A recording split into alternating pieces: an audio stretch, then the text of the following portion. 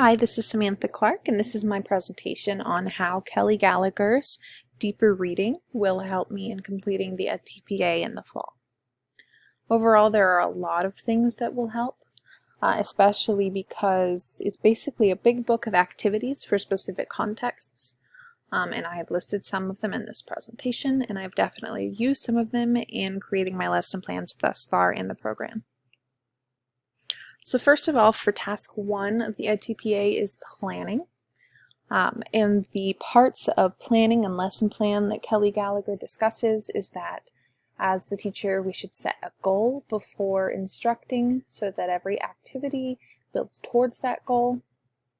We should plan scaffolds that address student needs, such as sentence starters, and we could have various scaffolds available for students throughout the activities and for the final task. We should frame a text to prepare students with activities before and during reading, and you'll see me go through some of these in the next slide. We should ensure that activities teach to the standards, goals, and the unit's task. So there's a lot of overlapping going on. We want to make sure our task displays that ultimate goal, in that it also is achieving those standards, so that that task can show us that those students have achieved that goal and now we have surpassed those standards as a class. We should read a text multiple times so that students develop more of an understanding of the text. The first time is surface level as we read the text, but we never want to cold read. We have to go in with before reading activities, and preferably the students are already knowing what the task is going to be when they go into their readings. But the second time is so that students start to develop comprehension beyond a surface level. They're understanding the theme, they're beginning to analyze and infer from the text. And we should utilize collaboration throughout. This is a method that actually scaffolds for some students and differentiates for some students, and they can just generally be helpful for all students when we use collaborative exercises, because talking is learning, according to Vygotsky and Gallagher. We should use metaphor to deepen student comprehension, so this often happens in the second reading. This is when we begin taking a deeper dive into English language arts, why we're reading this book, all of the author's purposes in deciding theme, character, and so on. We should lead students to a meaningful reflection. I'll get to this in the assessment as well, but when we're discussing a meaningful reflection, we don't want it to just be, say, a reflection we pulled out of the AP book that we're giving them. We want it to be meaningful and effective for our students and for the goals we have for them. Engaging. So these are just some of the activities that Gallagher lists. A lot of the activities in the book are not on this page that I have here because I couldn't fit them all, but they're all really useful, and this is one of the books that I've actually purchased for myself so that I can flip through the pages and find an activity for my specific text. So some before reading activities that I really like are a web search. So this is doing research before students read. If we've already given them their task, then they have a specific goal they're looking for. Say we're asking them an essential question about the text, they'll be able to search specifically the context, any kind of history that was going on at the time. They'll be able to research a little bit about the theme and in relation to other things that were going on at the time as well. An anticipation guide, so this is a set of questions that we ask the students before reading, things that they might anticipate about the theme or the story, and then they can go back and see if their opinions may have changed or their perceptions may have changed. KWLR chart, so know, want to know, learned, and researched afterwards chart, so that they can see the progress in relation to their task during reading. You could do daily focus questions, so each day might have a mini lesson on a specific chapter of the text or a specific text we're doing for the overall unit, but we're asking a focus question each day that the students are to be able to answer by the end of the day. And this is an effective way to form, say, a standard or a unit goal We could also do the word game. I like this one a lot. I've used it in one of my lesson plans. It's where you just leave a word up on the whiteboard, blackboard, or projector, and when the students come in after reading, they have to decipher why that word is there and how it relates to the text in a written response. We could do an interrupted summary. This can be done in multiple ways. The way I always do it is when I'm reading to the students, stopping along the way and doing a literally interrupting summary of what is happening to ensure that all students understand. This is also a way to incorporate differentiation. Also, another way to do this is if the students are reading at home before class starts, we make sure we're doing a summary of the text as a class, verbally, by the instructor or by the students, and clarified by the instructor. One question, one comment is when students are to come in after reading or after reading in class to have one question and one comment that are from the text, responding to the text, so that they can discuss in class. Also, we could do character charts. This could be compare-contrast, or this could be how characters change throughout the novel. Also, while we're teaching, we don't want to just be lecturing at the students all the time. We have to encourage collaboration, since talking is learning.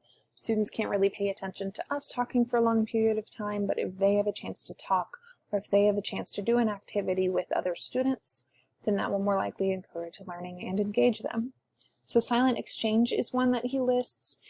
Silent exchange is when students are in their groups and one at a time they are reading and they ask a clarifying question or make a comment about the novel, and then they pass the paper on to the next person. Trouble slips is kind of similar, but this is specifically a question about something they didn't understand in the text. This can be done individually to assess them, or this could be done in groups so that students can discuss certain points. Soapstone is another activity. He specifically just mentioned soaps, but I added tone because often we have very large class sizes and groups can be up to 6. He does recommend that groups are smaller, but we don't always have that option. So S in this case would be assigned to a student, and they would be looking at the subjects, identifying the subject and the main ideas. O is the occasion, so one student would be assigned and would discuss the context of the text, considering the setting, the circumstances, events, the era, or any historical or cultural context. And another student would be assigned to look at what the audience would be, like identifying the audience and discussing why this audience was targeted by the author. Another student would be assigned the P, or the purpose, and they would analyze what the author's purpose was for composing a piece or composing a part of the piece.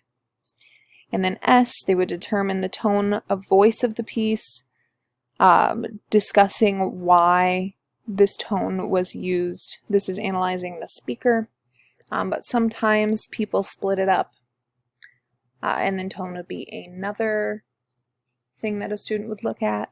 So if we're using soapstone versus soaps, we're analyzing who we think the speaker is, because in some pieces it doesn't necessarily say who they are, so that is a different argument there. And then we have conversation logs. These can be done between classes. This is a way to collaborate if you don't have much time for group work, but you still want students to be able to collaborate with others. This can be done between periods. So let's say I have my period 1, 2, and 3. They're all the same class. We're all reading the same thing. Someone from period 1 enters in their conversation log, and then period 2 responds to period 1, and period 3 can respond to both of them, and the next day it can go so forth, where each student is responding to others from other classes and exchanging ideas about the texts. Then assessing. Here we provide the topic of a process response before reading the text. So we can't always do that. If we want them to practice for timed writings, we can't necessarily do that. Especially if they're on the AP path. If you're teaching an honors class, their goal is for them to be able to come in and have a prompt that they've never seen before. That's a different goal. But if students are simply learning how to process write, it's much different. So possible assessment prompts that he discusses, I find these really interesting, and it helps for a springboard for a lesson plan. So what is the most valuable idea of the text, and why is it still important to acknowledge in today's day and age? For this kind of project, you would get an article, or they would research an article that also discusses this idea, and then they would explore that. Theme analysis, so they're able to analyze the themes within the novel and then exemplify that with quotes from the novel or from paraphrasing certain sections of a novel or a smaller text, but these usually work better with a longer piece. Theme comparison to a nonfiction context could be done with a smaller piece, because we might just be looking at smaller examples from a smaller text, and then we're also pulling a nonfiction context from an article or from the real world. Answering an anchor question, so you might be just answering a specific question about the text that you want them to elaborate on. And argument about the author's purpose, so the student would be given the prompt before reading, and in this context they would that would be their individual purpose of learning, and they would individually look for the purpose in the text as we're all going together as a class, and then at the end their reflection will be compiled based on what they've discovered. So this is just some of what we can pull from Gallagher's book. There's a lot that I can use here, but of course we can't just use one piece of scholarship, we have to use multiple. I kind of worship this book because it has helped me with so many lesson plans, because you can basically open the book to a random page and find an activity for your students. So thank you so much.